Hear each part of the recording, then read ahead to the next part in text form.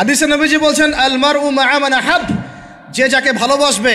অন্য হাদিসে আসছে যে যে কম যার সাদৃশ্য অনুসরণ করবে তার সাথেই তার হাসর হবে। তাহলে আপনারা তার সাথে হাসরের প্রিপারেশন নিতে থাকেন। কার সাথে হাসর করতে চান চিন্তা করা যায়। আনাস রাদিয়াল্লাহু আনহু বলতেন যে আমি আল্লাহর নবীকে ভালোবাসি, আমি আবু বকরকে ভালোবাসি, আমি ওমরকে ভালোবাসি রাদিয়াল্লাহু আনহুম আজমাইন। যদিও আমার আমল তাদের মতো নয়, তারপরে আমি আশা করি এই ভালোবাসার খাতিরে আল্লাহ তাদের সাথে আমাকে হাসর করাবেন। চিন্তা করা যায়। আজকে একটা হাদিস পড়ছিলাম যে কিয়ামতের মাঠে শহীদরা পর্যন্ত ঈর্ষান্বিত হবে, নবীরা ঈর্ষান্বিত হবে একদল মানুষকে দেখে, যে আল্লাহ পাক তাদেরকে নূর দিবেন, চেহারা আলোকিত হয়ে থাকবে। তারা শহীদও হয় নাই, তারা নবীও ছিল না, বরং তারা তাদেরকে দেখে ঈর্ষান্বিত হবে। আল্লাহ পাক বলবেন এরা আমার সেই সব বান্দা যারা একে অপরকে মহব্বত করতো শুধু আমার সন্তুষ্টির জন্যে। আর আমরা জেনাকে মহব্বত নাম দিয়েছে। এখন আমি এই জায়গাটা থেকে একটু ভিতরে যাই। দেখেন 1993 সালে এটা চালু হওয়ার পর থেকে কি হলো, আসলে হলোটা কি দেখেন। হলো মানে কি, একটু মনোযোগ দাও আমার দিকে তোমরা ইয়াংরা। যখন এটা লাইসেন্স পেয়ে গেল, পৃষ্ঠপোষকতা পাচ্ছে, তখন আসলে হচ্ছেটা কি। একটা জিনিস লাইসেন্স ছিল না, পৃষ্ঠপোষকতা ছিল না, মানুষ অল্প কিছু মানুষ করতো, সেটা আলাদা বিষয়। আর যখন একটা বিষয়ে মানে আপনি ঢাকঢোল পিটায় উদযাপন করতেছেন, তখন এটা একটা কি পেয়ে যায়, একটা আনুষ্ঠানিকতা পেয়ে যায়, একটা লিগালাইজড হয়ে যায় জিনিসটা। মনে হয় যে ওটাই মনে হয় করণীয়, ওটা যারা করছে না ওরাই মনে হয় ব্যাকডেটেড, এমন হয়ে যায় বিষয়টা। হলো কি তারপরে হলো ছেলে মেয়েদের ফ্রি একটা মিক্সিং শুরু হয়ে গেল। ছেলে মেয়ে মানে আল্লাহ পাক যে বলেছেন যে তোমরা দৃষ্টি নিচু করো, এটা যে কোরআনে আছে যে একটা গায়রে মাহরামের দিকে চোখ পড়লে যদি খারাপ চিন্তা চলে আসে চোখটা কি করো, নিচু করো, ছেলে হোক মেয়ে হোক। এই আয়াত কোরআনেই পড়ে থাকলো, চক্ষু নিচু করো তো দূরের কথা, চোখে চোখ রেখে এখন কিস করতেছে মনে করেন বিষয়টা, তাই না? কথা কি বুঝতে পারেন? আল্লাহ পাক কোরআনে বলছেন, আমি শর্ট করে বলতেছি যেটা আপনাদের টাইমটাও মানে একটা ফ্যাক্ট, আপনার বাসায় গিয়ে পড়ে দেখবেন। আল্লাহ পাক কোরআনে বলেছেন ওয়ালা তাকরাবা হাযিহিশ শাজারা। একটু বোঝার চেষ্টা করেন। এই কথাটা আল্লাহ পাক বলেছেন আমাদের পিতা এবং মাতাকে, আদম আলাইহিস সালাম এবং হাওয়া আলাইহিস সালামকে। দেখো তোমরা জান্নাতের সব জায়গায় ঘোরো, খাও, কোনো সমস্যা নাই। ওয়ালা তাকরাবা হাযিহিশ শাজারা, এই গাছে উঠবা না, কথাটা এমন না। এই গাছের পাতা ধরবা না, কথাটা এমন না। এই গাছের ফল টান দিও না, কথাটা এমন না। এই গাছের ছায়ায় বসিও না, কথাটা এমন না। আল্লাহ পাক বলছেন ওয়ালা তাকরাবা, এই গাছের কাছেও, আরো জোরে বলেন, এই গাছের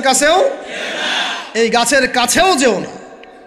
ফল খাওয়া তো দূরের কথা, গাছে উঠা তো দূরের কথা, গাছের নিচে বসা তো দূরের কথা, কাছেও সেম কথা আল্লাহ পাক সূরা বনী ইসরাঈলের মধ্যে বলছেন ওয়ালা তাকরাবুজ জিনা, ওয়ালা নার কাছেও বলা হয় নাই যে তুমি দেখা সাক্ষাৎ করো না, ভ্যালেন্টাইন্স ডে পালন করো না তথাকথিত, তুমি ওর হাত ধরো না, তুমি ওর দিকে খারাপ নজরে তাকিও না, তুমি ওকে কিস করো না, তুমি সব করো কিন্তু মানে বিশেষ কাজটা করো না, তার সাথে অন্তরঙ্গে মিলিত হয়েও না, এগুলো বলা হয়নি।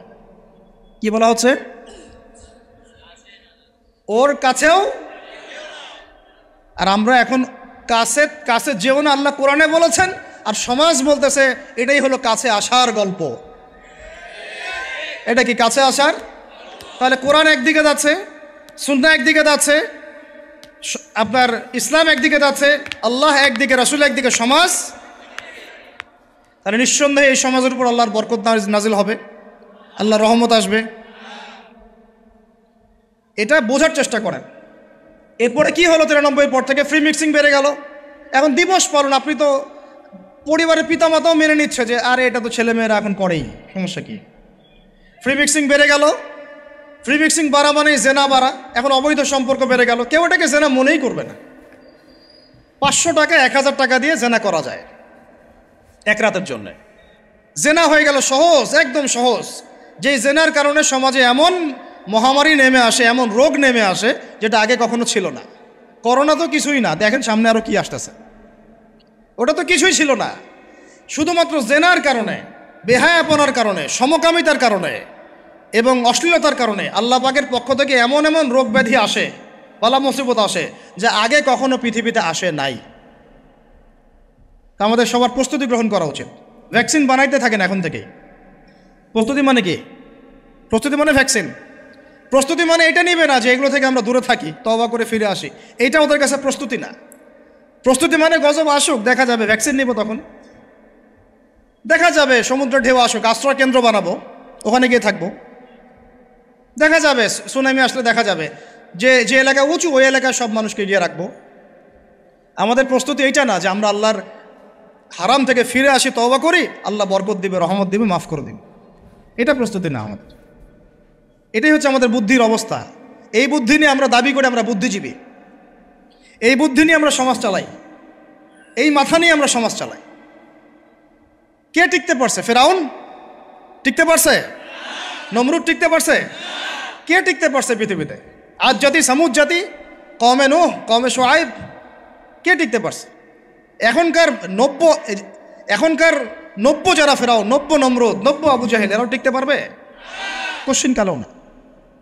দেখেন তারপরে ফ্রি মিক্সিং বেড়ে গেল, প্রেমিক প্রেমিকা কপত কপতি, যুগল বিনিময়, যুগলবন্দি হচ্ছে।